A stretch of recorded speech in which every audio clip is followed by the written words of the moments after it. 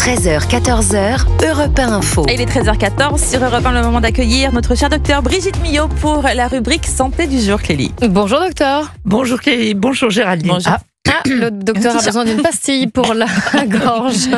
C'est la journée mondiale de lutte contre la douleur et aujourd'hui vous nous parlez des 3 médicaments les plus vendus en pharmacie sans ordonnance contre la douleur. Oui, alors il s'agit du paracétamol, que tout le monde connaît je crois, ibuprofène, aspirine, qui sont, comme vous le disiez, les 3 médicaments les plus vendus sans ordonnance.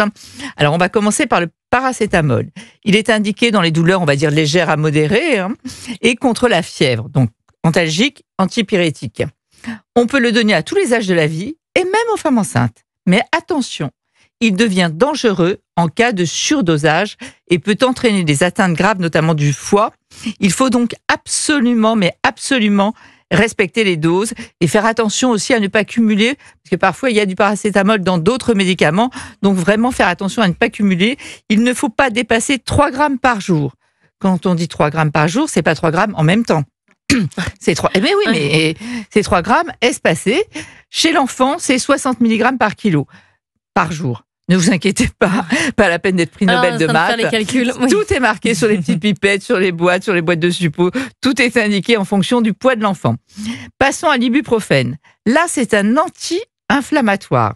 Donc, il va agir à la fois comme le paracétamol contre la douleur, contre la fièvre, mais aussi contre l'inflammation.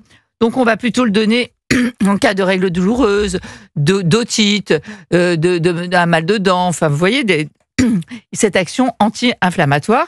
Mais évidemment, il a des inconvénients. Il peut irriter l'estomac et altérer la fonction rénale.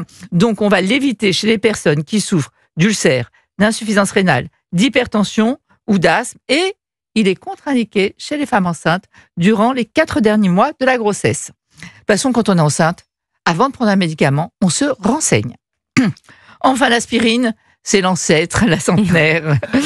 Elle a une action très particulière parce qu'en fait, l'aspirine, ses effets sont totalement dépendants de la dose. À petite dose, elle va fluidifier le sang. Elle est anti-agrégante plaquettaire, on va la donner à ceux qui ont eu des problèmes cardiaques.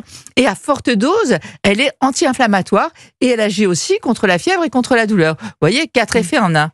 Mais attention, alors là, les effets secondaires sont très importants. Elle peut entraîner des saignements, des allergies. Donc, il faut faire attention quand on l'utilise. Il faut vraiment savoir que l'aspirine, je pense que si on demandait l'autorisation de mise sur le marché maintenant, pas sûr qu'elle l'aurait.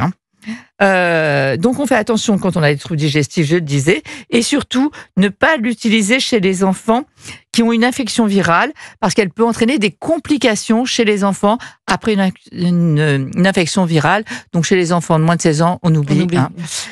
Évidemment, chez les femmes enceintes aussi, interdit 4 derniers mois de grossesse. Donc, on le voit.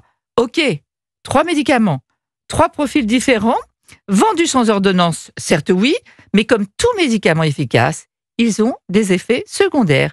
Et il ne faudrait pas que l'auto-AUTO médication se transforme en l'auto-LOTO médication. Merci beaucoup, docteur Millot.